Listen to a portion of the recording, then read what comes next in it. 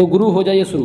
हम लोग लेके आ गए हैं आप लोगों के लिए साइंस का मोस्ट वीवीआई क्वेश्चन, जो आपके एग्जाम में यहीं से पूछे जाएंगे। चाहे किसी भी तरह का कम्पिटिटिव एग्जाम हो जाए, चाहे वो आपका डीएलएड हो या फिर आपका किसी भी तरह का कम्पिटिटिव एग्जाम हो, सीटेट हो, बीटेट हो, बीएड हो, हर तरह के एग्जाम में यहाँ से आपके प्रश्न बन सकते हैं। तो चलिए देर ना करते हुए हम लोग शुरू करते हैं। पहला सवाल है कि हरित खाद मिट्टी को क्या प्रदान कर समृद्ध बनाता है।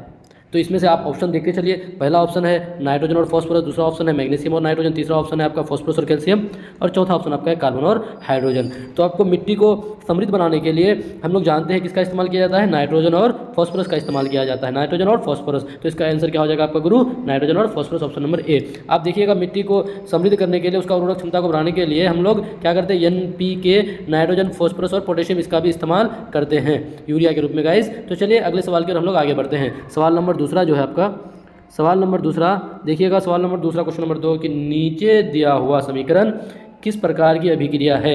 जो आपका यहाँ पे समीकरण दिया हुआ है आपका PbNO3, उसके बाद पोटेशियम आयोडाइड, फिर आपका PbI2, फिर KNO3, जो आपका बना है रिएक्शन, ये किस प्रकार का रिएक्शन है, किस प्रकार का अभिक्रिया है। तो हम लोग देखते हैं। सबसे पहले हम लोग जानते हैं कि सही एक आपका ऑप्शन नंबर ए जो है संयोजन है, ऑप्शन नंबर बी आपका वियोजन है, ऑप्शन नंबर डी आपका द्विविस्थापन है, और ऑप्शन नंबर डी इनमें से कोई नहीं है। तो सबसे पहले हम लोग संयोजन के बारे में जानते हैं। संयोजन अभिक्रिया,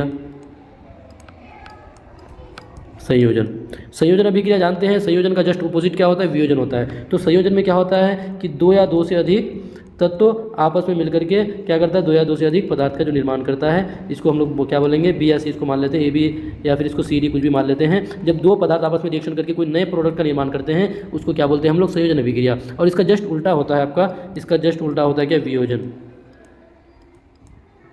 इसका जस्ट ऑपोजिट होता है आपका वियोजन। वियोजन में क्या होता है, एक बड़ा सा कंपाउंड टूट करके जब दो या दो से अधिक पदार्थ का निर्माण करते हैं, उसको क्या बोलते हैं, वियोजन बोलते हैं। और सवाल पूछता है कि संयोजन को वियोजन का ऑपोजिट भी, उल्टा भी कहा जाता है। तो यहाँ पे जो आप अगर रिएक्शन देखिएगा, इसमें ना तो संयोजन होता है ना ही वियोजन होता है। तो ये आपका रिएक्शन कैसा हो जाएगा, आपका ऑप्शन नंबर सी द्विविस्थापन रिएक्शन हो जाएगा, द्विविस्थापन डबल डिस्प्लेसमेंट रिएक्शन हो जाएगा। तो चलिए गाइस अगले सवाल की ओर। क्वेश्चन नंबर आपका 3। क्वेश्चन नंबर 3 आपका क्या है कि एक तत्व जिसकी परमाणु संख्या आपका 15 दिया हुआ है, उसके संबंध में निम्नलिखित में कौन सा कथन सही है। तो यहाँ पे देखिएगा हम लोग ऑप्शन देखेंगे, निम्नलिखित में कौन सा कथन सही नहीं, यहाँ पे क्या हो जाएगा, कौन सा कथन सही नहीं है। देखेंगे कौन सा कथन सही नहीं है, थोड़ा यहाँ पे मिसप्रिंट हो गया है। तो देखिए क्या बोला, परमाणु संख्या 15 है, परमाणु संख्या 15 अगर बोला है तो 15 किसका हो जाएगा, आप जानते हैं sodium, magnesium, aluminium, silicon, phosphorus यानी 15। सोडियम का 11 हो जाता है, तो यहाँ पे 15 किसका हो जाएगा, आपका 15 हो जाएगा आपका फॉस्फोरस का परमाणु संख्या 15 हो जाएगा। और ये आपका जो फॉस्फोरस है, ये आपका वर्ग किस में आता है, वर्ग 15 में ही आता है। ये वर्ग आपका 15 में आता है। ये जो आपका फॉस्फोरस है जिसका परमाणु संख्या 15 है, ये वर्ग 15 में ही आता है। तो इसका कौन सा कथन सत्य नहीं है, सवाल पूछा, यहाँ पे थोड़ा मिसप्रिंट हो गया है। तो आप ऑप्शन नंबर ए देखिएगा, ऑप्शन नंबर ए, तत्व वर्ग 15 का है, बिल्कुल सही है, ये तो बिल्कुल सही है, ये वर्ग 15 का है। उसके बाद तत्वों की संयोजकता 4 है, तत्व की संयोजकता 4, तो हम लोग संयोजकता निकाल के देख लेते हैं। आप लोग जानते हैं कि इस 15 को अगर आप तोड़िएगा, इस 15 को इस तरह से 1s2, उसके बाद 2s2, फिर हो जाएगा आपका 2p6, फिर आपका 3s2, आपका हो जाएगा 3p, कितना हो जाएगा 2 2 4 और 14 2 12, यहाँ पे आपका हो जाएगा 3 हो जाएगा। तो इसका आउटर मोस्ट शेल में अगर आप देखिएगा तो 3 2 5 इलेक्ट्रॉन है। तो इसको और कितना इलेक्ट्रॉन चाहिए, इसको और 3 इलेक्ट्रॉन चाहिए, और जितना इलेक्ट्रॉन चाहिए गुरु वही तो उसका संयोजकता होता है। तो यहाँ पे क्या हो जाएगा, तत्व की संयोजकता 4 है, बिल्कुल नहीं, इसकी संयोजकता 4 नहीं बल्कि इसकी संयोजकता कितना है, 3 है, और ये कथन बिल्कुल गलत है। उसके बाद तीसरा नंबर ऑप्शन नंबर सी क्या है कि तत्व अधातु है, हाँ बिल्कुल, ये तत्व आपका क्या है, अधातु है। तो आपका ऑप्शन नंबर ए और सी ये दोनों सही है, और आपका ऑप्शन नंबर जो बी है ये गलत है। और सवाल पूछा था कि जो गलत है उसी को आपको ढूंढ के निकालना था, तो ऑप्शन नंबर इसका क्या हो जाएगा, बी हो जाएगा, आंसर हो जाएगा, ऑप्शन नंबर बी इसका आंसर हो जाएगा। चलते हैं अगले सवाल में। जो अगला सवाल आपका है सवाल नंबर 4, सवाल नंबर आपका 4 की निम्नलिखित में कौन यौगिक नहीं है, कौन यौगिक नहीं है, नहीं पूछा है, तो हम लोग ढूंढ के निकालेंगे कौन यौगिक नहीं है। तो सबसे पहले आप जल को देख लीजिए, जल का आप सूत्र देखिएगा क्या होता है गुरु, जल का H2O होता है। उसके बाद आप काली चूना का देखिएगा, काली चूना का क्या हो जाता है, CaO हो जाता है, कैल्शियम ऑक्साइड हो जाता है। उसके बाद संगमरमर का आप जानते ही हैं, संगमरमर CaCO3 कैल्शियम कार्बोनेट होता है। ये हो गया आपका कैल्शियम ऑक्साइड हो गया, ये आपका कैल्शियम कार्बोनेट हो गया, ये आपका हो गया आपका जल का हो गया H2O हो गया। बाकी जो आपका ये हवा है, हवा के बारे में आप जानते हैं कि हवा आपका क्या है, कंपाउंड नहीं बल्कि हवा क्या आपका मिश्रण है। हवा आपका क्या है गुरु, ये आपका मिश्रण है। तो किसका मिश्रण है, ये बहुत सारे गैसों का मिश्रण है। तो यहाँ पे क्वेश्चन क्या पूछा था कि यौगिक नहीं है, तो आपका यौगिक कौन नहीं हो जाएगा, जो आपका हवा है, हवा ये यौगिक नहीं होगा बल्कि हवा क्या हो जाएगा, ये मिश्रण हो जाएगा। तो यही आपका आंसर हो जाएगा, ऑप्शन नंबर डी हो जाएगा। चलते हैं अगले सवाल में, क्वेश्चन नंबर 5। क्वेश्चन नंबर 5 क्या बोल रहा है, क्वेश्चन नंबर 5 बोल रहा है गुरु रुकिएगा कि निम्नलिखित में किसे जीवाश्मों के अंतर्गत वर्गीकृत किया गया है। किसे जीवित जीवाश्म के अंतर्गत वर्गीकृत किया गया है। तो इसका आंसर हो जाएगा आपका ऑप्शन नंबर 5 का बी हो जाएगा। ऑप्शन नंबर इसका बी हो जाएगा साइकस। आप लोग भी नोट करते चलिएगा, कॉपी कलम लेते चलिएगा, जो भी इंपॉर्टेंट चीज़ हो, जो भी इंपॉर्टेंट चीज़ उसको आप लोग उतार लीजिएगा, ताकि आपके एग्जाम में चाहे किसी भी तरह का कंपटीटिव एग्जाम हो जाए उसमें आपका ये सवाल काम देगा गुरु। चलिए क्वेश्चन नंबर 6। क्वेश्चन नंबर 6 क्या है कि गोल्जी उपकरण की कमी है, यानी गोल्जी उपकरण किसमें नहीं पाया जाएगा, किसमें इसका कमी है। तो ये आपका ऑप्शन हो जाएगा क्या, ऑप्शन नंबर के ए है आपका जिगर की कोशिका है, ऑप्शन नंबर जिगर की कोशिका है, ऑप्शन नंबर बी उच्च पौधे, ऑप्शन नंबर सी नीलहरित शैवाल, ऑप्शन नंबर सी नीलहरित शैवाल और ऑप्शन नंबर डी ईस्ट। तो आपका यही आंसर हो जाएगा, ऑप्शन नंबर सी हो जाएगा नीलहरित शैवाल। और ये जो आपका नीलहरित शैवाल है ये आपका क्या है, बैक्टीरिया के ग्रुप का होता है। ये किस ग्रुप का है, बैक्टीरिया में आता है। तो आपका ये ऑप्शन नंबर सी हो जाएगा। क्वेश्चन नंबर 6 का ऑप्शन नंबर सी आप लोग भी नोट करते हुए चलिएगा। तो चलते हैं क्वेश्चन नंबर 7 अगले सवाल में। हम लोग ज़्यादा डिटेल नहीं बता रहे गुरु, क्योंकि वक्त बहुत कम है हम लोगों के लिए। तो चलिए फटाफट हम लोग जितना ज़्यादा सवाल को अटेंड करेंगे उतना हम लोग के लिए फायदा होगा। क्वेश्चन नंबर 7 है कि इनमें से कौन पारिस्थितिक तंत्र का घटक है।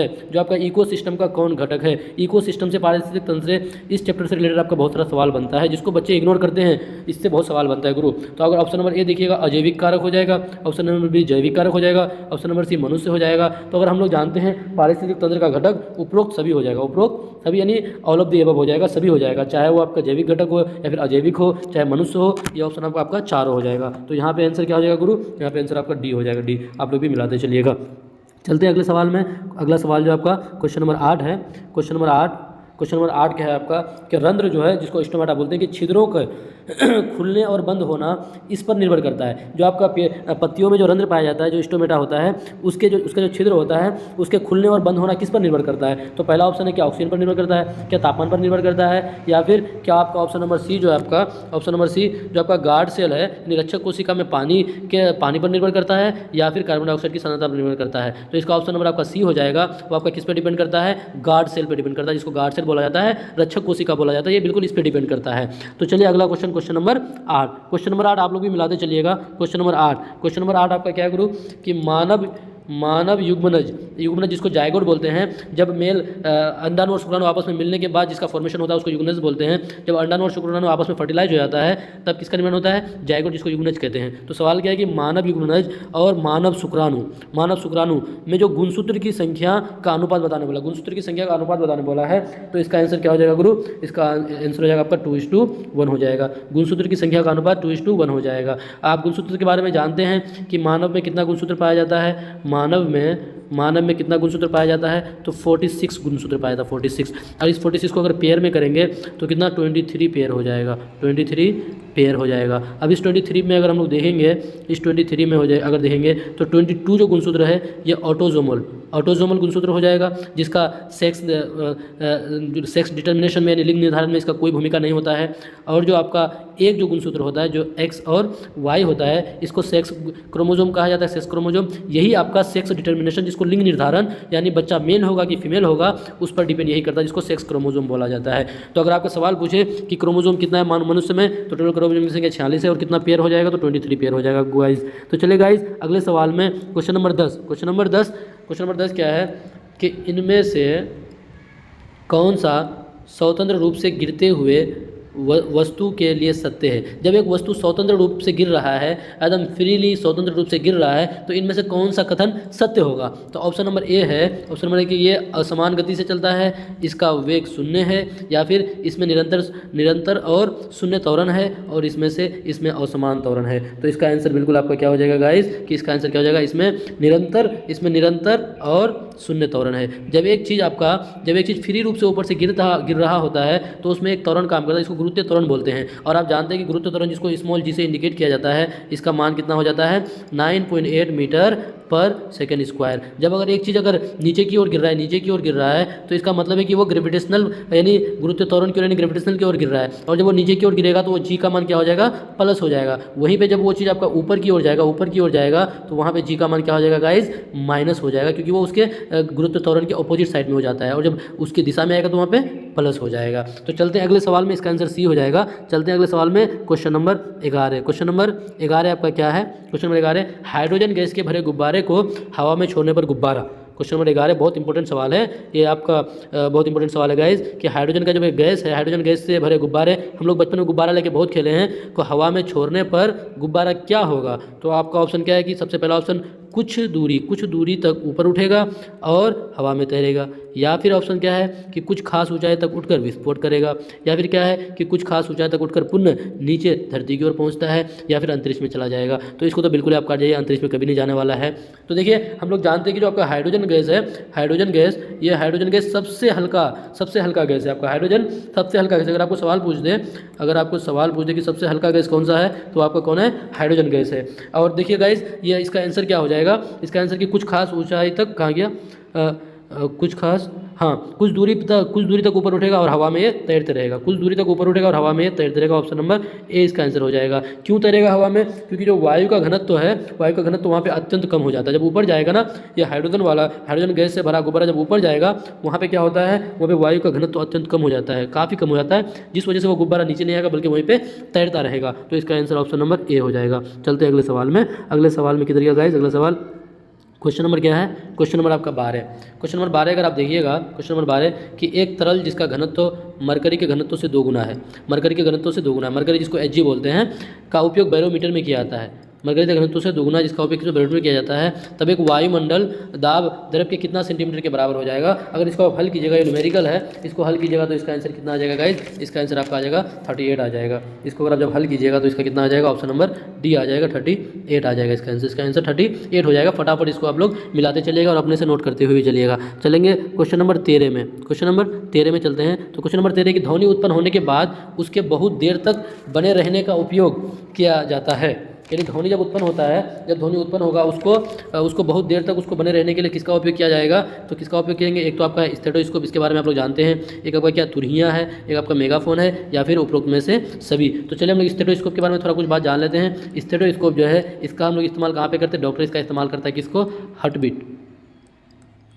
बीट यानी दिल की धड़कन को, यानी दिल की आवाज़ को सुनने के लिए यानी हार्ट बीट का इस्तेमाल किया जाता है, स्टेथोस्कोप का इस्तेमाल किया जाता है, हार्ट बीट को जानने में इसका इस्तेमाल किया जाता है। उसके बाद अगर इसका आंसर आप अगर जानिएगा तो इसका आंसर क्या हो जाएगा, ऑप्शन नंबर डी, यानी उपरोक्त में से सभी हो जाएगा, उपरोक्त में से सभी इसका आंसर हो जाएगा, ऑप्शन नंबर डी हो जाएगा। चलिए अगले सवाल में क्वेश्चन नंबर 14 में चलते हैं। क्वेश्चन नंबर 14 क्या है कि इनमें से कौन सा प्राकृतिक संसाधन नहीं है, प्राकृतिक संसाधन नहीं। आप लोग जानते हैं प्राकृतिक संसाधन किसको बोलते हैं, जो हमको नेचुरली मिला है, जो हमको कुदरत से मिलता है, उसको प्राकृतिक संसाधन बोलते हैं। और जो आपका कौन प्राकृतिक संसाधन नहीं है, तो पहला ऑप्शन देख लीजिए, मिट्टी भी संसाधन है, पानी भी संसाधन है, वायु भी संसाधन है, बिजली भी संसाधन है। लेकिन अगर आप देखिएगा जो मिट्टी हो गया, पानी हो गया, वायु हो गया, ये सब हम लोग का क्या हो जाएगा गाइज, ये हम लोग का हो जाएगा प्राकृतिक, ये हम लोग का क्या हो जाएगा, प्राकृतिक। अब आप पूछिएगा प्राकृतिक क्यों होगा, तो ये सारी चीज़ें हम लोग खुद से नहीं बनाते बल्कि हमको कुदरत से मिलता है, और जो चीज़ हमें कुदरत से मिलता है उसको हम लोग क्या बोलते हैं, प्राकृतिक संसाधन बोलते हैं। तो ये तीनों आपका क्या हो जाएगा, प्राकृतिक हो जाएगा। बाकी जो बिजली जो है ये भी संसाधन है, लेकिन ये प्राकृतिक नहीं है, ये आपका क्या कैसा संसाधन है, ये मानव जनित यानी मानव निर्मित। इस बिजली को मानव खुद से निर्मित करता है, इसलिए ये आपका प्राकृतिक संसाधन नहीं होगा बल्कि ये आपका मानव निर्मित संसाधन हो जाएगा। और यही आंसर होगा, क्योंकि क्या बोला था, प्राकृतिक संसाधन नहीं है, तो ऑप्शन नंबर डी इसका आंसर हो जाएगा। चलते हैं अगले सवाल में। अगला सवाल क्या है आपके लिए अगला सवाल क्या है, क्वेश्चन नंबर 15 कि इनमें से कौन सा लवण जल की अस्थायी कठोरता का प्रमुख कारण है। यानी जल की अस्थायी कठोरता, जल जो आपका कठोर होता है इसके लिए प्रमुख कौन सा लवण इसके लिए कारक है। तो आप अगर देखिएगा यहाँ पे क्या आपका पहला ऑप्शन मैग्नीशियम सल्फेट है, दूसरा ऑप्शन आपका मैग्नीशियम बाइकार्बोनेट है, तीसरा ऑप्शन आपका मैग्नीशियम कार्बोनेट है, और चौथा इनमें से कोई नहीं। तो इसका आंसर आप फटाफट मिलाते चलिए। इसका आंसर क्या हो जाएगा, आपका मैग्नीशियम सल्फेट हो जाएगा। इसका आंसर आपका क्या हो जाएगा, magnesium sulphate option number A हो जाएगा। अगर मैग्नीशियम सल्फेट का अगर आप सूत्र लिखिएगा तो क्या हो जाएगा, MgSO4 हो जाता है, MgSO4 हो जाता है, मैग्नीशियम सल्फेट हो जाता है। ठीक है गाइज। अब अगर देखिए अस्थायी कठोरता का प्रमुख कारण क्या हो गया, मैग्नीशियम सल्फेट हो गया। लेकिन अस्थायी कठोरता को दूर करने के लिए किसका इस्तेमाल किया जाता है, तो इसका कठोरता को अगर दूर करना है, तो दूर करने के लिए अस्थायी कठोरता को दूर करने के लिए हम लोग इस्तेमाल करते हैं किसका वाशिंग सोडा का इस्तेमाल करते हैं। किसका इस्तेमाल करते हैं, वाशिंग सोडा। और वाशिंग सोडा क्या है आपका Na2CO3 यानी सोडियम कार्बोनेट का हम लोग इस्तेमाल करते हैं क्या, अस्थायी कठोरता को दूर करने के लिए। इस बात को आप लोग नोट कर लीजिएगा कि अस्थायी कठोरता को दूर करने के लिए किसका इस्तेमाल करते हैं, Na2CO3 सोडियम कार्बोनेट जिसको वाशिंग सोडा बोला जाता है। चलिए इस बात को आप लोग नोट कर लीजिएगा गाइज। फिर चलते हैं अगले सवाल में। तो गाइज अगला सवाल आपका क्या है, क्वेश्चन नंबर 16 है। क्वेश्चन नंबर 16 कि चिपको आंदोलन का मुख्य उद्देश्य क्या था। जो आपका चिपको आंदोलन चलाया गया था, एक मूवमेंट चलाया गया था जिसको नाम क्या रखा गया, चिपको, इसका मुख्य उद्देश्य क्या था चिपको आंदोलन का। यहाँ से आपका बहुत सवाल बनता है, आपका देखने में हालांकि ये आसान लग रहा है लेकिन इससे आपका हमेशा सवाल बनता है गाइज, आप लोगों को घबराना नहीं है। जो आपका चिपको मूवमेंट हुआ था, पहले इसके बारे में हम लोग जानते हैं कब हुआ था, तो ये आपका 26 मार्च 1974 में ये आंदोलन चलाया गया था, 26 मार्च 1974 में। और यहाँ से ये सवाल बनता है कि इसका नेतृत्व किसने किया था, तो इसका नेतृत्व ये वाला सवाल बहुत बनता है, इसका नेतृत्व कौन किया था, आप लोग भी बताते चलिए। इसका नेतृत्व किया था सुंदरलाल बहुगुणा, सुंदरलाल बहुगुणा। ये सवाल बहुत पूछता है, ये आपका बीपीएससी टीआरई 1 पे भी पूछा था, बीपीएससी टीआरई 1 में भी पूछा था। आपका ये सवाल बार बार पूछता है गाइज कि इसका इस आंदोलन का नेतृत्व किसने किया था, तो सुंदरलाल बहुगुणा किया था। तो देखिए चिपको आंदोलन जो हुआ था किसके लिए हुआ था, तो ये आपका क्या था कि वृक्षों को बचाना, वनों की कटाई और सिंचाई साक्षरता। तो इसका ऑप्शन नंबर ए हो जाएगा, इसका ऑप्शन नंबर ए हो जाएगा कि वृक्ष को बचाने के लिए वहाँ के लोग क्या कर रहे थे, अस्थायी लोग, वहाँ के स्थानीय लोग क्या कर रहे थे, वहाँ के स्थानीय लोग पेड़ सबसे आगे चिपक जा रहे थे। तो चलिए गाइज अगले सवाल में क्वेश्चन नंबर 17, क्वेश्चन नंबर 17 आपका क्या ऑप्शन इसका उस पार चले गया गाइज, कोई बात नहीं। क्वेश्चन नंबर 17 क्या है आपका, पहले पढ़ लेते हैं। कच्छ और खंबात की खाड़ी में किस प्रकार की ऊर्जा के विकास की संभावना है। कच्छ और खंबात आप लोग जानते हैं, ये दोनों जो जगह आपका कच्छ और खंबात, ये दोनों जगह आपका समुद्री इलाके में, समुद्र के किनारे वाले जगह में है। तो आप खुद से इमेजिन कीजिए कि जो आपका समुद्र के किनारे का जगह होगा वहाँ पे किस प्रकार का आपका ऊर्जा हो सकता है। पहला ऑप्शन आपका क्या है, ज्वारीय ऊर्जा, आपका सौर ऊर्जा, कोयला, इनमें से कोई नहीं। देखिए हम लोग एक तरफ से काटते चलेंगे, कोयला तो होगा नहीं कक्ष और खंबात में, आपका सौर ऊर्जा भी होगा नहीं गाइस, आपका बचा क्या, आपका सौर ऊर्जा भी होगा नहीं, आपका ऑप्शन क्या बचेगा, ज्वारीय ऊर्जा। क्योंकि देखिए वहाँ पे क्या होता है ना, जल की तरंगे, क्योंकि कक्ष और खंबात है वो समुद्र के किनारे है, तो वहाँ पे जल की तरंगे काफ़ी ज़्यादा होता है और जल की तरंगों से आपका कौन सा ऊर्जा उत्पन्न होता है, ज्वारीय ऊर्जा उत्पन्न होता है। तो इसका आंसर क्या हो जाएगा, ऑप्शन नंबर आपका ए हो जाएगा, ज्वारीय ऊर्जा। खुद से आप लोग भी बता सकते थे इसका आंसर। चलते हैं अगले सवाल में, अगले सवाल में चलते गाइस। अगला आपका सवाल क्या है, क्वेश्चन नंबर 18, क्वेश्चन नंबर 18 क्या है आपका, ताप भरने से चालक का प्रतिरोध क्या होता है। ताप भरने से चालक का प्रतिरोध क्या होता है, तो चलिए इसका ऑप्शन को जानेंगे, लेकिन हम लोग कुछ बात और जान लेते हैं, कुछ मेन पॉइंट हम लोग जान लेते हैं कि क्या क्या रीज़न है कि कब कब यानी आपका क्या बढ़ता है। तो देखिए प्रतिरोध कब कब बढ़ेगा, आपका प्रतिरोध किस किस चीज़ पर डिपेंड करता है, तो आपका एक तो ताप पर डिपेंड करता है प्रतिरोध, दूसरा आपका लंबाई पर भी डिपेंड करता है, और तीसरा आपका किस पे डिपेंड करता है गाइज, लंबाई पे भी डिपेंड करता है प्रतिरोध, और तीसरा आपका किस पे डिपेंड करता है, अनुप्रस्थ काट का क्षेत्रफल, काट का क्षेत्रफल। इन तीनों बातों पर क्या करता है, प्रतिरोध डिपेंड करता है आपका। तो देखिए क्या होगा कि ताप आपका जब देखिए जब लंबाई को अगर हम लोग बढ़ाएंगे, जब हम लोग यहाँ पे लंबाई को अगर हम लोग बढ़ाएंगे तो प्रतिरोध भी क्या होगा, बढ़ेगा। जब लंबाई को बढ़ाएंगे तो प्रतिरोध बढ़ेगा। जब हम लोग अगर ताप को बढ़ाएंगे, ताप को, तब भी क्या होगा, आपका प्रतिरोध आपका बढ़ेगा। उसके बाद फिर क्या करेंगे, अनुप्रस्थ काट का क्षेत्रफल अगर घटाएंगे, इसका काट का क्षेत्रफल को अगर हम लोग घटाएंगे, अनुप्रस्थ काट का क्षेत्रफल को अगर हम लोग घटाएंगे, तब भी आपका क्या होगा, आपका प्रतिरोध क्या होगा गाइस, बढ़ेगा। तो यहाँ पे क्या बोला, ताप बढ़ने से चालक का प्रतिरोध क्या होता है, ताप बढ़ने से चालक का प्रतिरोध क्या हो जाएगा, यहाँ पे बढ़ता है, प्रतिरोध क्या हो जाएगा, बढ़ेगा। क्योंकि देखिए हम लोग ताप को बढ़ा रहे हैं, तो प्रतिरोध भी क्या हो रहा है, बढ़ रहा है। तो इसका आंसर क्या हो जाएगा, ताप बढ़ने से चालक का प्रतिरोध क्या हो जाएगा, बढ़ेगा। चलते हैं अगले सवाल में, गाइस चलते हैं क्वेश्चन नंबर 19 में। क्वेश्चन नंबर 19 देखिए यहाँ पे भी आपका ऑप्शन सब नीचे चले गया है, चलिए कोई बात नहीं। क्वेश्चन क्या है कि डायनामो में क्या होता है, तो चलिए जानते हैं क्या ऑप्शन है कि यांत्रिक ऊर्जा को विद्युत ऊर्जा में बदलता है डायनामो, या फिर देखिए क्या है, विद्युत ऊर्जा को यांत्रिक ऊर्जा में बदलता है, option number B, option number B कि विद्युत ऊर्जा को यांत्रिक ऊर्जा में बदलता है, ऑप्शन नंबर सी रासायनिक ऊर्जा को विद्युत ऊर्जा में बदलता है, या फिर इनमें से कोई नहीं। ये तो होगा नहीं, इसका आंसर क्या हो जाएगा, आपका डायनामो क्या करता है, आपका डायनामो विद्युत ऊर्जा को यांत्रिक ऊर्जा में, बिल्कुल ये भी नहीं हो जाएगा। आपका डायनामो क्या हो जाएगा गाइस, आपका डायनामो हो जाता है कि यांत्रिक ऊर्जा को, ऑप्शन नंबर ए जो इसका है कि यांत्रिक ऊर्जा को विद्युत ऊर्जा में बदलता है। आपका डायनामो किसको, यांत्रिक ऊर्जा को विद्युत ऊर्जा में बदलता है। चलिए कुछ बात और जान लेते हैं। यहाँ पे देखिए डायनामो है, लेकिन आपका ये किस प्रेरण पर कार्य करता है, ये भी सवाल पूछता है। तो डायनामो जो है आपका विद्युत चुंबकीय प्रेरण, विद्युत चुंबकीय प्रेरण के सिद्धांत पर कार्य करता है, विद्युत प्रेरण के सिद्धांत पर आपका काम करता है डायनामो। और यहाँ से आपका डायनामो के अलावा आपका मोटर भी पूछ सकता है गाइस, मोटर भी पूछ सकता है। तो देखिए मोटर क्या करता है आपका, ये आपका मोटर क्या करता है, ये मोटर जो है आपका विद्युत मोटर, ये आपका यांत्रिक ऊर्जा को विद्युत ऊर्जा में नहीं बल्कि इसका उल्टा काम करता है। ये विद्युत